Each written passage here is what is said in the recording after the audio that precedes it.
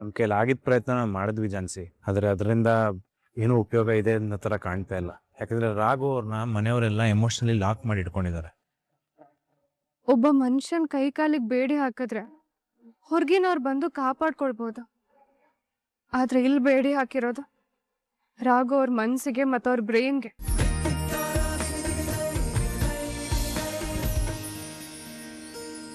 ಅವತ್ತು ರಿಕ್ವೆಸ್ಟ್ ಮಾಡ್ಕೊಂಡೆ, ನಾನು ಕಷ್ಟದಲ್ಲಿದ್ದೀನಿ, ಪ್ಲೀಸ್ ಇದೊಂದು ಬಿಟ್ಕೊಡು ಅಂತ ಬೇಡ್ಕೊಂಡೆ.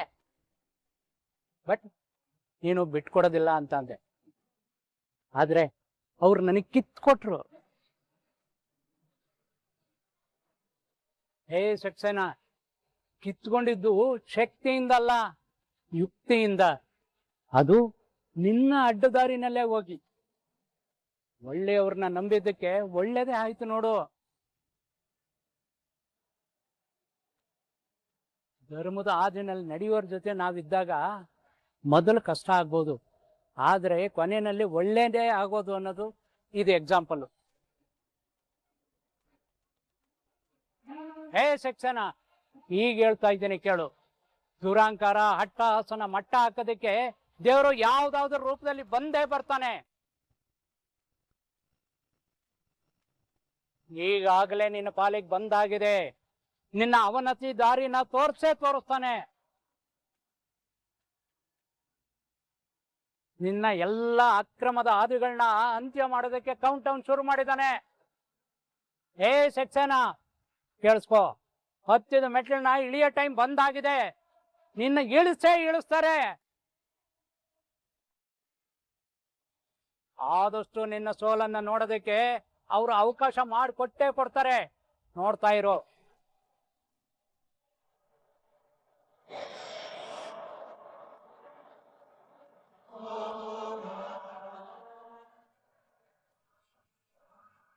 ಡ್ಯಾಡ್, ಆಫ್ಟರ್ ಆಲ್ ಒಂದು ಟೆಂಡರ್ಗೆ ಅವನ್ ಬಂದು ಇಷ್ಟು ಡೈಲಾಗ್ ಹೊಡೆದು ಹೋಗ್ತಾ ಇದ್ದಾನೆ. Dad, it's okay dad. ಹಾಗಿದ್ರೆ ನಾನು ಮತ್ತೆ ಚಾರು ಶಾಪಿಂಗ್ ಹೋಗೋದಾ? ನಿಂಗೆ ಸೆನ್ಸ್ ಅನ್ನೋದೇ ಇಲ್ವಾ? You useless fellow. ಇಷ್ಟು ದೊಡ್ಡ ಟೆಂಡರ್ ಮಿಸ್ ಆಗಿದೆ, ಅದ್ರ ಬಗ್ಗೆ ನಿಂಗೆ ಕನ್ಸನೇ ಇಲ್ವಾ?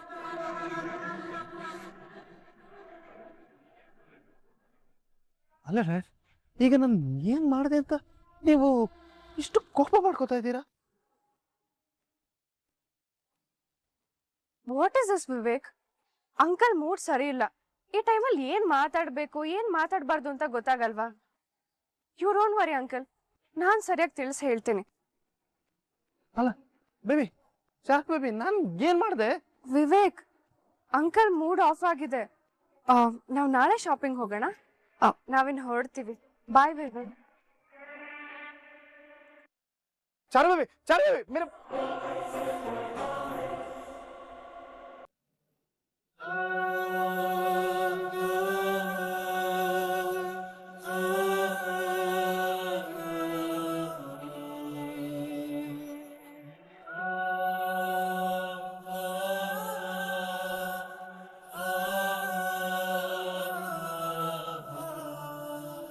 ನಿದ್ದೆ ಮಾಡುವುದಾ?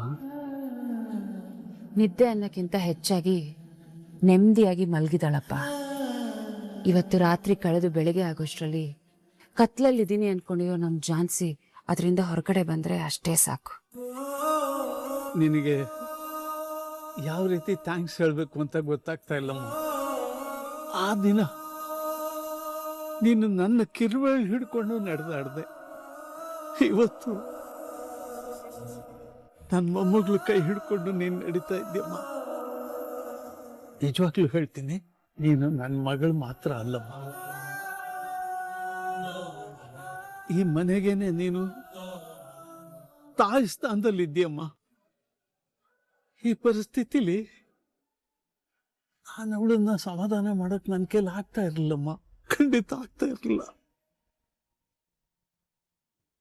ಅಪ್ಪ, ಅವಳ ನೋವನ್ನ ಮರ್ಸಕ್ಕೆ ನನ್ನಿಂದ ಆಗಿದ್ದ ಪ್ರಯತ್ನ ನಾನು ಮಾಡ್ತಾ ಇದ್ದೀನಿ ಅಷ್ಟೇ ಅಪ್ಪ.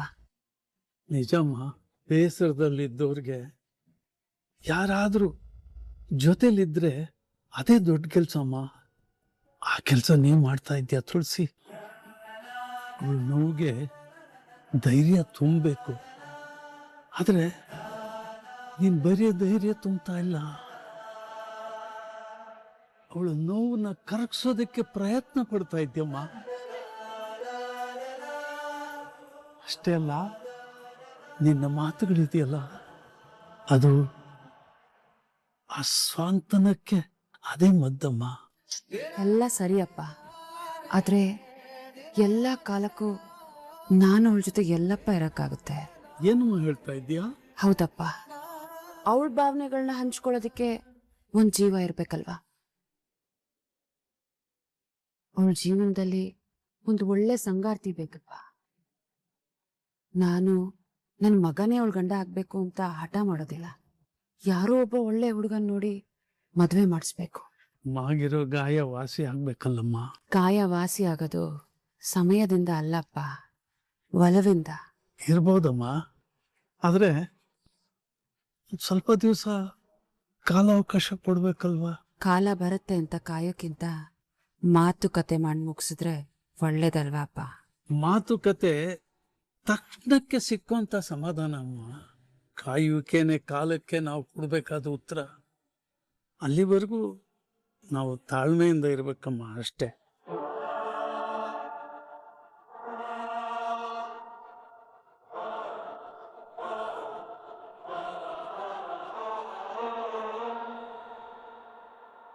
ಹೇ ಸಕ್ಸೇನಾ, ಕಿತ್ಕೊಂಡಿದ್ದು ಶಕ್ತಿಯಿಂದಲ್ಲ, ಯುಕ್ತಿಯಿಂದ. ಅದು ನಿನ್ನ ಅಡ್ಡದಾರಿನಲ್ಲೇ ಹೋಗಿ. ಒಳ್ಳೆಯವ್ರನ್ನ ನಂಬಿದ್ದಕ್ಕೆ ಒಳ್ಳೇದೇ ಆಯ್ತು ನೋಡು. ದುರಾಂಕಾರ, ಹಟ್ಟಹಾಸನ ಮಟ್ಟ ಹಾಕೋದಕ್ಕೆ ದೇವರು ಯಾವ್ದಾವ್ದ್ರ ರೂಪದಲ್ಲಿ ಬಂದೇ ಬರ್ತಾನೆ. ಈಗಾಗಲೇ ನಿನ್ನ ಪಾಲಿಗೆ ಬಂದಾಗಿದೆ.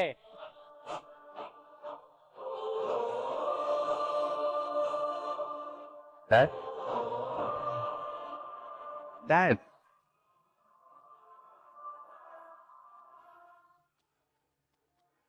ಏನೋ ಪ್ಲಾನ್ ಮಾಡ್ಕೊಂಡು ಚಾರು ಜೊತೆ ಶಾಪಿಂಗ್ ಹೋಗೋಣ ಅನ್ಕೊಂಡಿದ್ದೆ.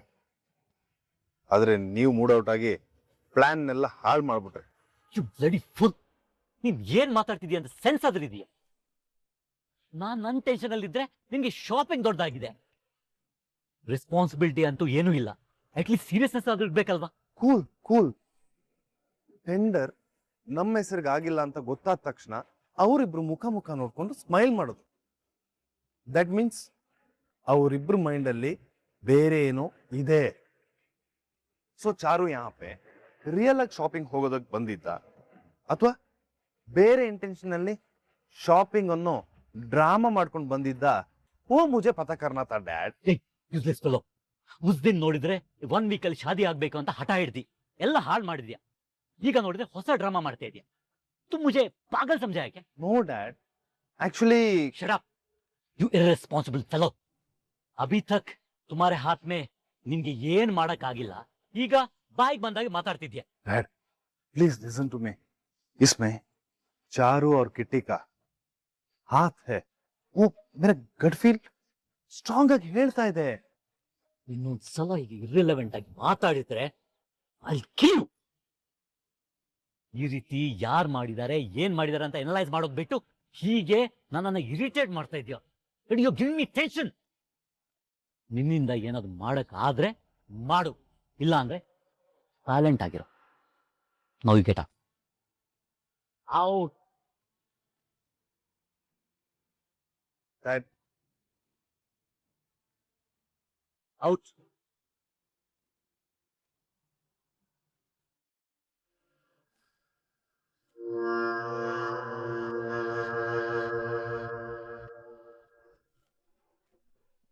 ಏನಣ್ಣ ಖುಷಿ ಪಡೋದ್ ಬಿಟ್ಟು ಹೀಗ್ ಡಲ್ ಆಗಿ ಕೂತಿದ್ಯಲ್ಲ, ಯಾಕೆ? ಯಾಕೆ ಸಂಗೀತ ಹೀಗೆ ಮಾತಾಡ್ತಿದ್ಯಾ? ನಾನೇನಣ್ಣ ತಪ್ಪಾಗಿ ಮಾತಾಡ್ದೆ? ನಾಳೆಯಿಂದ ಕೋರ್ಟಿಗೆ ಹೋಗ್ಬೇಕು. ನೀನ್ ಬಯಸ್ದಾಗೆ ಜಾನ್ ಸೇರ್ಗಿ ಜೊತೆ ನಿನಗ್ ಡಿವೋರ್ಸ್ ಆಗ್ತಿದೆ. ಇದ್ ಖುಷಿ ಪಡೋ ವಿಷಯ ತಾನೇ? ಅದಕ್ಕೋಸ್ಕರನೇ ಅಲ್ವಾ ನೀನ್ ಇಷ್ಟೆಲ್ಲ ಒದ್ದಾಡಿದ್ದು. ಅದು ಸಿಗ್ತಾ ಇರ್ಬೇಕಾದ್ರೆ ನೀನ್ ಇಲ್ಲಿ ಡಲ್ ಆಗಿ ಕೂತ್ಕೊಂಡ್ರೆ ಹೇಗೆ ಹೇಳು? ಸಂಗೀತ ಪ್ಲೀಸ್, ಎಲ್ಲ ಗೊತ್ತಿದ್ದು ಈ ರೀತಿ ಮಾತಾಡ್ಬೇಡ. ಓ ಸಾರಿ ಸಾರಿ ಅಣ್ಣ, ನೀನ್ ಎಂತ ತ್ಯಾಗಮಯಿ. ನಿನ್ ಬಗ್ಗೆ ನಾನ್ ಹೇಗೆಲ್ಲ ಮಾತಾಡೋದು ತಪ್ಪು ತಪ್ಪು. ನಿನಗೋಸ್ಕರ ಕಷ್ಟಪಟ್ಟವ್ರು, ನಿನಗೋಸ್ಕರ ಹೋರಾಟ ಮಾಡಿದವರು ನಿನಗ್ ಬೇಕಾಗಿಲ್ಲ.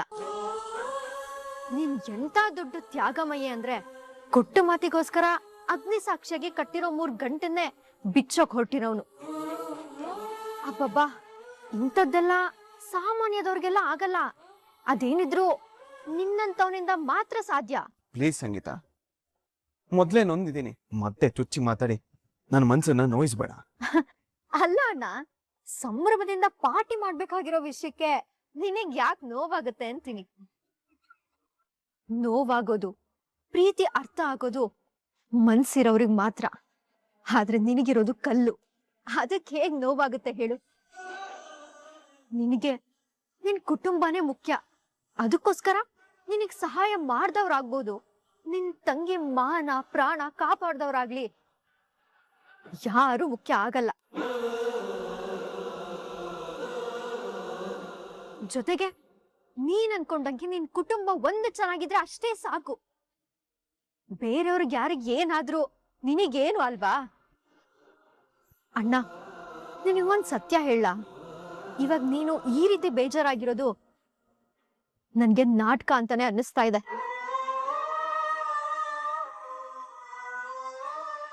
ಸಂಗೀತ, ನೀನು ನನ್ನನ್ನು ಅರ್ಥ ಮಾಡ್ಕೊಂಡಿಲ್ವಾ?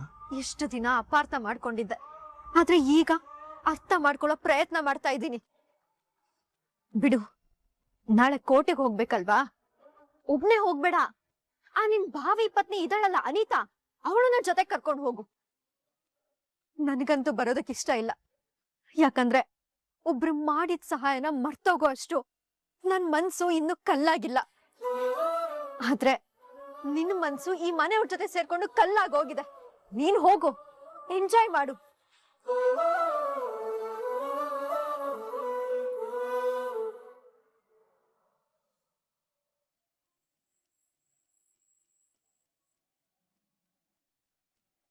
ನಮ್ಮ ಕೈಲಿ ಆಗಿದ್ದ ಪ್ರಯತ್ನ ನಾವು ಮಾಡಿದ್ವಿ ಜಾನ್ಸಿ, ಆದರೆ ಅದರಿಂದ ಏನೂ ಉಪಯೋಗ ಇದೆ ಅನ್ನೋ ಥರ ಕಾಣ್ತಾ ಇಲ್ಲ. ಯಾಕಂದ್ರೆ ರಾಘು ಅವ್ರನ್ನ ಮನೆಯವರೆಲ್ಲ ಎಮೋಷನಲಿ ಲಾಕ್ ಮಾಡಿ ಇಟ್ಕೊಂಡಿದ್ದಾರೆ. ಒಬ್ಬ ಮನುಷ್ಯನ್ ಕೈ ಕಾಲಿಗೆ ಬೇಡಿ ಹಾಕಿದ್ರೆ ಹೊರಗಿನವ್ರು ಬಂದು ಕಾಪಾಡ್ಕೊಳ್ಬೋದು.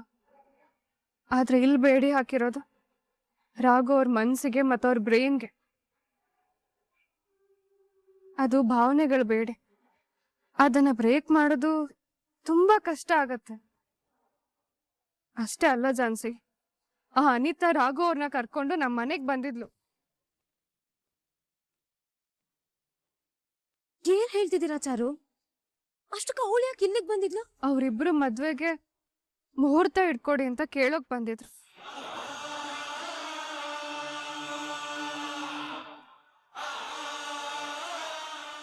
ನಾನು ಮೊದಲೇ ಆಗಿರೋ ಮದುವೆಗೆ ಮುಹೂರ್ತ ನೋಡಲ್ಲ ಅಂತ ಹೇಳಿದೆ. ಅದಕ್ಕೆ ಅವಳು ನಿಮ್ಮಿಬ್ರು ಮದ್ವೆನ ಮುರಿದು ಬೀಳೋ ಹಾಗೆ ಮಾಡಿ ಅವರಿಬ್ರು ಮದ್ವೆಗೆ ನಿನ್ ಕೈಯಲ್ಲೇ ಮುಹೂರ್ತ ಇಡಿಸ್ತೀನಿ ಅಂತ ಹೇಳಿದ್ಲು. ಹಾಗೆ ನಿನ್ನ ಪೌರೋಹಿತ್ಯದಲ್ಲೇ ಮದ್ವೆ ಮಾಡ್ಕೊಳ್ತೀನಿ ಅಂತ ಚಾಲೆಂಜ್ ಮಾಡಿ ಹೋದ್ಲು. ಅನಿತಾ ಚಾಲೆಂಜ್ ಮಾಡಿ ಹೋಗಿದ್ರಲ್ಲಿ ನನಗೇನೋ ಆಶ್ಚರ್ಯ ಇಲ್ಲ. ಆದರೆ ರಾಘು ಬಿಹೇವಿಯರ್ ನಂಗೆ ಡೈಜೆಸ್ಟ್ ಮಾಡ್ಕೊಳಕ್ಕೆ ಆಗ್ತಾ ಇಲ್ಲ. ಹೌದು ಜಾನ್ಸಿ, ಅವಳು ಅಷ್ಟೆಲ್ಲ ಮಾತಾಡ್ತಾ ಇದ್ರು, ರಾಘು ಅವ್ರು ಮಾತ್ರ ಏನು ಮಾತಾಡದೆ ಸೈಲೆಂಟ್ ಆಗಿ ನಿಂತಿದ್ರು. ಐ ಥಿಂಕ್ ರಾಘು ಅವರು ಏನೋ ಒಂಥರ ಡಿಸ್ಟರ್ಬ್ ಆಗಿದ್ರು. ಪ್ಲೀಸ್ ಈ ವಿಷಯನ ಇಲ್ಲಿಗೆ ಸ್ಟಾಪ್ ಮಾಡಿ. ಯಾಕೆ ಜಾನ್ಸಿ, ನಮ್ಮ ಮಾತಿಂದ ನಿನ್ ಮನ್ಸಿಗೆ ಏನಾದ್ರೂ ಬೇಜಾರಾಯ್ತಾ? ಬೇಜಾರಂತೇನಿಲ್ಲ ಚಾರು, ಆದ್ರೆ ನಾನ್ ಇಲ್ಲಿಗೆ ಬಂದಿದ್ದು ನನ್ ಮನ್ಸಲ್ಲಿರೋ ಗೊಂದಲಗಳನ್ನ ದೂರ ಮಾಡ್ಕೊಂಡು ನನ್ ಬೇಜಾರು ಕಡಿಮೆ ಮಾಡಿ ಸ್ವಲ್ಪ ರಿಲ್ಯಾಕ್ಸ್ ಮಾಡೋಣ ಅಂತ. ಯಾವ ನೋವನ್ನ ನಾನು ಮರಿಬೇಕು ಅಂತ ಬಂದು ಆ ನೋವನ್ನೇ ಮತ್ತೆ ನೀವು ಕೊಡ್ತಿದ್ದೀರ.